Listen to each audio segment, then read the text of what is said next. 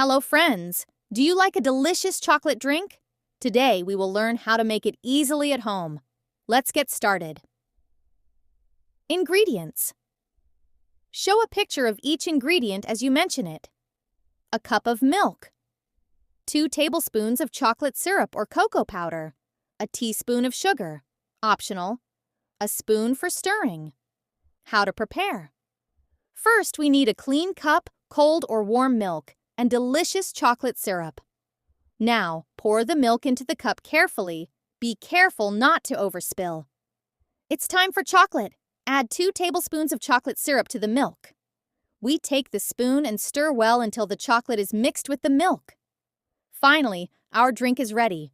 Now you can drink it and enjoy it. Great! We made our own chocolate drink.